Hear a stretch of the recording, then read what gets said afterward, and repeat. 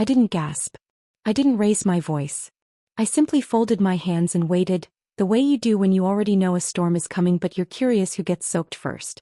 If you've ever been underestimated, dismissed, or quietly pushed aside, stay with this story. What unfolds next is something you won't forget. The clock on the wall read 3:17 p.m. The conference room smelled faintly of burnt coffee and lemon wipes. Outside the glass wall, traffic on Route 9 crawled like it always did on a Wednesday. Ordinary details.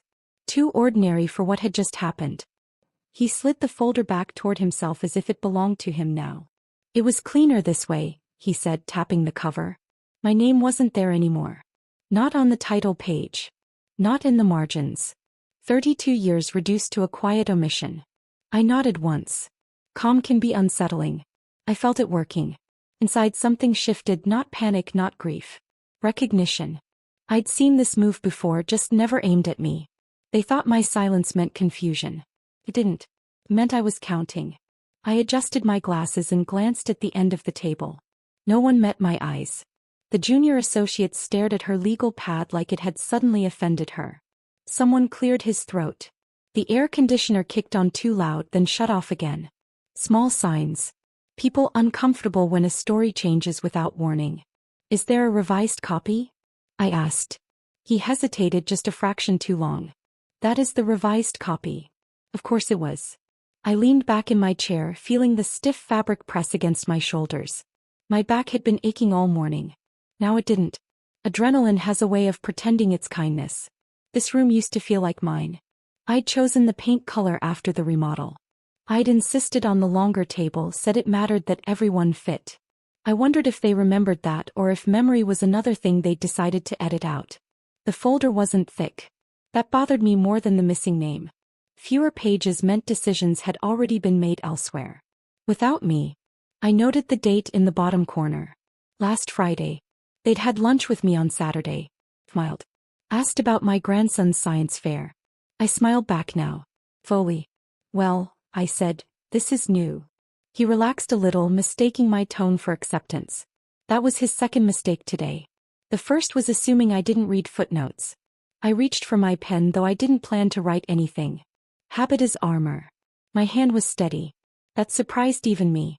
Somewhere deep, a quiet part of me reminded the rest to stay seated. To listen. They began explaining. Streamlining. Efficiency. Moving forward. Words polished smooth enough to slide right past the truth. I watched their mouths instead of their eyes. People tell you more when they forget you're watching. The junior associate finally looked up. Our eyes met. Hers flickered just once toward the folder. Toward the back. Interesting. A memory surfaced then. A conversation years ago, late evening, same room. A different crisis.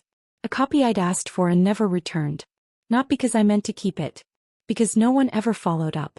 I felt my pulse slow. Can I see the signature page? I asked. He frowned. It's standard. I know, I said gently. I helped write it. That landed. Chairs shifted. Someone exhaled sharply. He slid the folder across, slower this time, like speed might worsen the outcome. I turned pages carefully. Didn't rush. The paper made that dry whispering sound, the one that always reminds me of libraries and truth waiting patiently. There was. Signatures. Initials. One space conspicuously blank. I looked up. You forgot something. He forced a laugh. No, we didn't. The room felt smaller then. The lights too bright. I noticed a crack in the corner of the ceiling I'd never seen before. I closed the folder and placed my palm on top of it. Not claiming it. Grounding myself. You removed my name, I said finally. Not accusing. Observing. He straightened. We had to. Had to, I repeated. Yes. I studied his face. The tension at the jaw. The practiced certainty. And beneath it something else. Worry. Because he knew now that I wasn't surprised. And surprise was the advantage he'd counted on. I stood. My knees complained, but they obeyed. Then we should talk, I said, meeting his eyes at last. About why you thought I wouldn't notice. No one spoke. And for the first time that afternoon I saw it land on them all at once. I wasn't done yet. And they knew it, but I didn't stay to let them guess how far I was willing to go. I drove home with both hands tight on the steering wheel, the late afternoon sun flashing through bare branches and into my eyes. The radio stayed off. I needed the quiet. By the time I pulled into my driveway, my jaw hurt from holding it clenched. I sat there for a moment, engine ticking as it cooled, and let the anger pass through me instead of settling in. Anger makes you sloppy. I couldn't afford sloppy. Inside, the house smelled like lemon oil and old books. Familiar. Steady. I slipped my shoes off by the door and set my bag down carefully, the way I always did. Habit matters when the rest of the world starts shifting.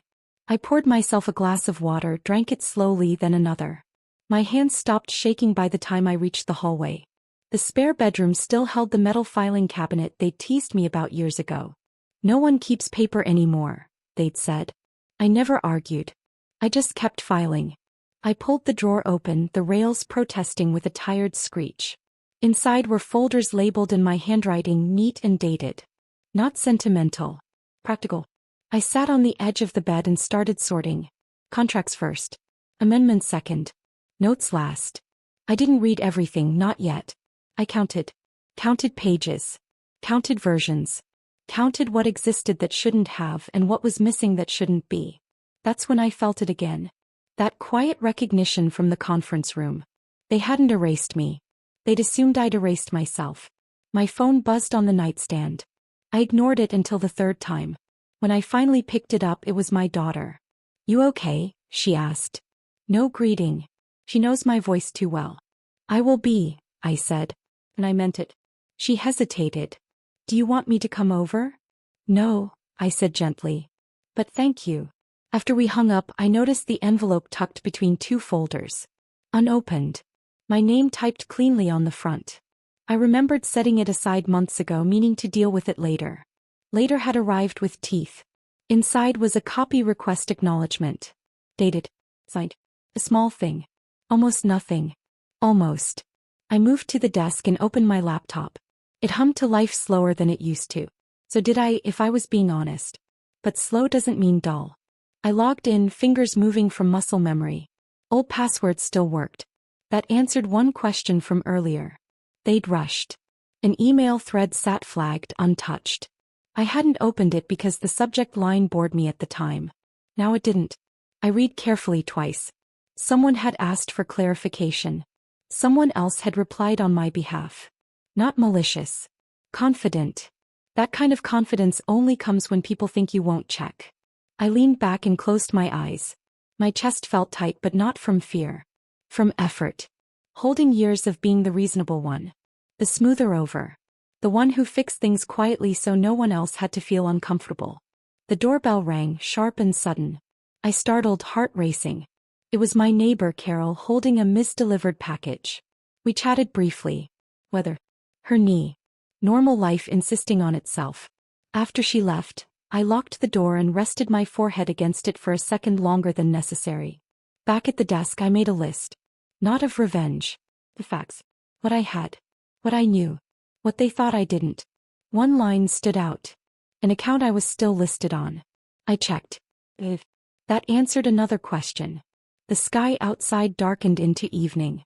I switched on a lamp. Its soft yellow glow felt like permission to keep going. I wasn't angry anymore. I was focused. Focus is colder. More useful. I gathered the folders into neat stacks. Tomorrow would come soon enough. Tonight was for understanding the shape of what they'd tried to take, and what they'd forgotten I still controlled. I shut the cabinet and turned the key. With the key still warm in my palm, I slipped it into my pocket and chose not to put the folders back where they belonged.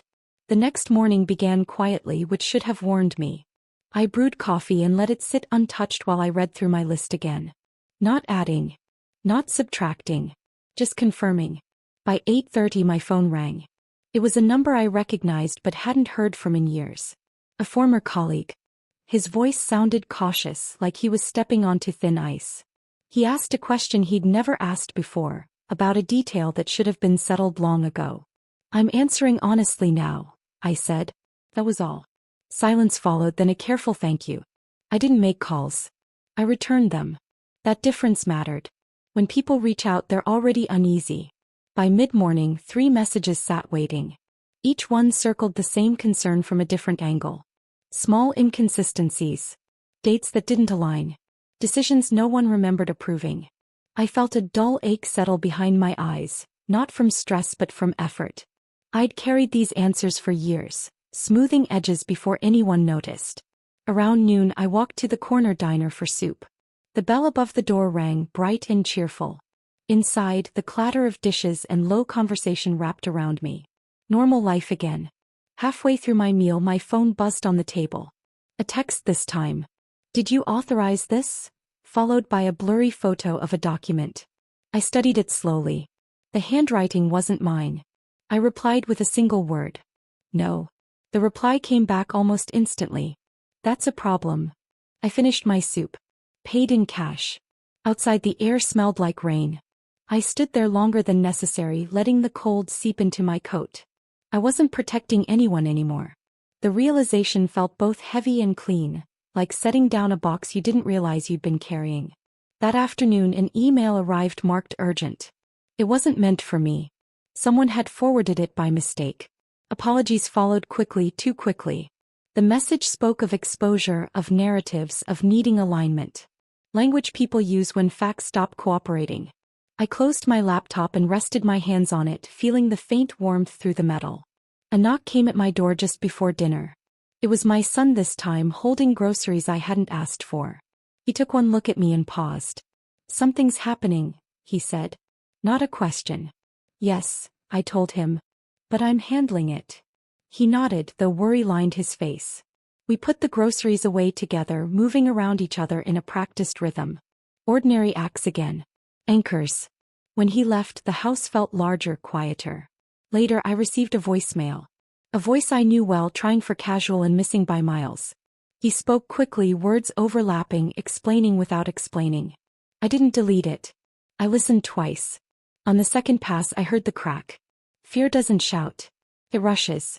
Before bed I opened the cabinet again and checked the stacks, not to read but to reassure myself they were real.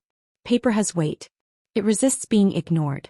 I thought about the junior associate's eyes, the flicker of doubt, and wondered how many others had noticed small things and learned to look away. I washed my mug and set it upside down to dry. The sound echoed longer than usual. Sleep came in fragments. Each time I woke, my body felt alert like it used to before deadlines. At dawn, I wrote 3 names on a fresh sheet and folded it carefully. Not accusations. Points of contact. People who valued clarity more than comfort. I didn't call them yet. I only placed the paper beside my keys, a reminder that restraint can be a choice, not a weakness. By late morning, another message arrived, gentler this time, asking if we could clear up a misunderstanding. I smiled at the phrasing. Misunderstandings dissolve when light is applied. I typed a brief reply agreeing to nothing and promising nothing, then set the phone down again, steady as the ticking clock. As evening settled, messages slowed. I sat by the window with a blanket over my knees and watched headlights pass. I thought about all the times I'd stayed late, fixed mistakes quietly, made sure problems never reached daylight. I'd called it loyalty. Maybe it was. But loyalty without honesty rots. My phone buzzed once more. A simple line. "We need to talk." The quiet felt earned. I waited, unafraid, finally listening closely. I placed it face down and let the room stay silent, knowing the cracks were spreading now that I'd stepped aside. And that was when they came to me instead of calling me in. The knock was careful, almost polite, the way people knock when they don't know where they stand anymore. I didn't rush to the door. I finished rinsing my teacup, dried my hands and took one slow breath before opening it. He stood there alone this time. No folder. No practiced smile. Just his coat half buttoned and his shoulders held a little too tight. "I was in the neighborhood," he said. I nodded and stepped aside. "Then you'd better come in." He hesitated, just long enough to tell me he hadn't expected that. Inside, he glanced around like a guest who wasn't sure if he was welcome or being studied. The living room was tidy but lived in. Framed photos. A throw blanket folded neatly. Proof of a life that didn't revolve around him anymore. We sat across from each other, the space between us heavy with unspoken calculations. He started talking before I offered anything. That was new. His words were softer now. Regret adjacent. He spoke about misunderstandings, about pressure from above, about how fast things had moved. He never said sorry. People rarely do when they're still hoping to bargain. I listened without interrupting. I noticed how often he mentioned we instead of I. How his foot tapped when he reached the edges of what he knew I could challenge. When he finished, he looked at me expectantly like he'd laid out something reasonable. I hear you, I said. And I meant it. Hearing isn't agreeing. Relief flickered across his face too quickly. He leaned forward, hands clasped. Good. Because we'd really like to put this behind us. There was peace. Offered not because it was right but because it was convenient. I stood and went to the kitchen, poured more tea without asking if he wanted any. The kettle clicked softly as it reheated. My hands moved easily. That steadiness mattered. When I returned, he watched me like someone trying to read a foreign language. What would putting it behind us look like? I asked. He described it carefully. Adjustments. A recognition clause. A quiet correction that wouldn't draw attention. He spoke as if discretion were a gift he was offering me. I thought of the years I'd spent protecting that same discretion, shielding people who never knew how exposed they were. And if I say no? I asked. His smile thinned. I don't think that would be best for anyone. The room felt cooler then. Not threatening. Just honest. I sipped my tea and let the silence stretch. He shifted again. Silence unsettles people who are used to control. I'm not afraid, I said finally. Not to provoke him. To inform him. He laughed lightly, then stopped when he realized I wasn't joking. His eyes searched my face looking for cracks. He didn't find any. That seemed to bother him more than anger would have. He tried another approach. He spoke about legacy. About how long I'd been part of things. How this didn't have to define the ending. It was almost kind. Almost convincing. For a moment I felt the familiar pull to smooth things over. Old habits don't die quietly. But something else rose instead. A tired clarity. I thought of my cabinet. My lists. The questions people were already asking without me prompting them. Peace offered under pressure isn't peace. Pause. Before he could say more, my phone buzzed on the table. I didn't look at it. He did. That told me plenty. I'm willing to talk, I said. But not like this. His brows knit together. Then how? Honestly, I replied. And not alone. The word landed hard. He leaned back, reassessing. I saw him recalculating risks, counting variables that had shifted without his permission. He asked who else was involved. I told him that was the wrong question. When he stood to leave, his confidence had changed shape. Smaller. More cautious. At the door he turned back, trying one last time. You don't want this to get messy. I met his gaze. It already is. I'm just no longer cleaning it up. After he left, the house felt very still. I sat down and let the quiet settle over me, not empty this time but full. My phone buzzed again. Then again. I glanced at the screen long enough to see the names stacking up. Requests. Invitations. A meeting proposed, then reframed. They were trying to make peace now because they'd realized something important. I wasn't afraid, and that made me unpredictable. I set the phone face down and finished my tea while it was still warm, knowing they were rearranging themselves around a truth they could no longer avoid.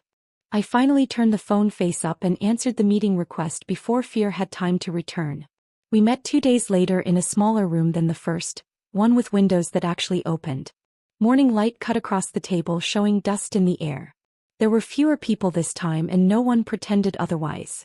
They looked tired. So did I, but my tired felt earned. He began with procedure. I stopped him with a raised hand. Before we start, I said, I need the record to reflect something. My voice didn't shake. My name was removed without my consent, after decisions were made using my authority. Silence pressed in. Someone typed. Someone else cleared their throat. No one contradicted me. They tried once more to soften it. Words like oversight and miscommunication floated around the room. I let them finish. Then I opened the folder I'd brought, thinner than theirs but heavier where it counted. I slid copies across the table. Dates. Requests. Confirmations. The quiet deepened as pages turned. One of them whispered, "She kept everything." I smiled at that. Not out of pride. Out of relief. Keeping records had never been about control. It was about memory. About making sure the truth could survive even when people decided it was inconvenient. The final twist came not with drama but with inevitability. An external review had already been triggered. Not by me directly but by the absence of answers I'd stopped providing.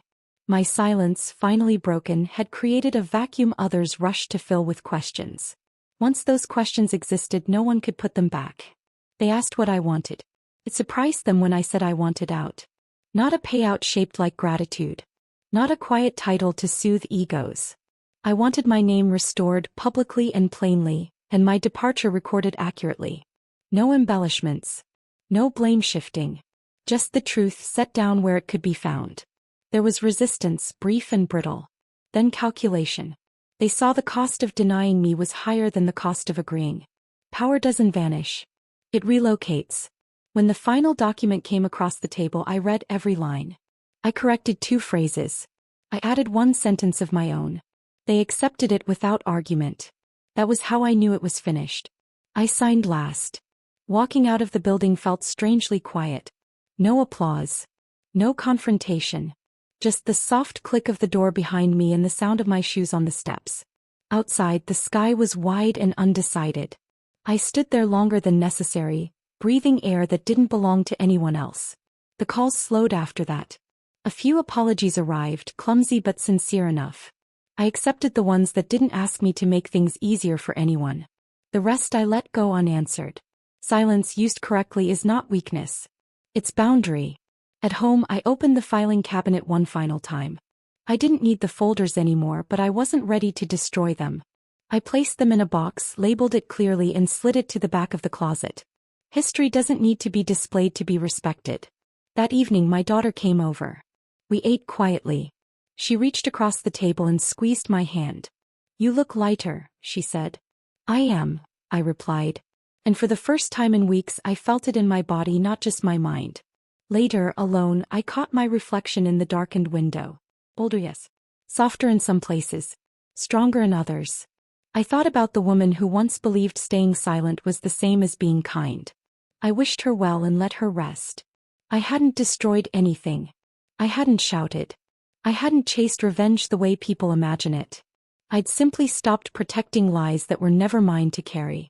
The next morning, I woke early and sat at the kitchen table with the newspaper folded beside me, unopened. Sunlight crept across the floor. Nothing demanded my attention. That absence felt like a gift I'd earned slowly year by year. I made a short list of things I wanted now, not as compensation but as direction. Volunteer work. Long walks. Conversations without strategy. I realized revenge had never been about punishment. It had been about release. By telling the truth, I'd returned responsibility to where it belonged and taken my life back into my own hands, steady and unafraid. I closed the notebook, stood up, and felt the quiet settle, not empty but finally complete and mine. I walked away with my name intact and my silence broken, and that turned out to be the most powerful ending of all. If this story spoke to you, you're not alone. Subscribe for more emotional, powerful stories about resilience, betrayal, and finding your voice when it matters most.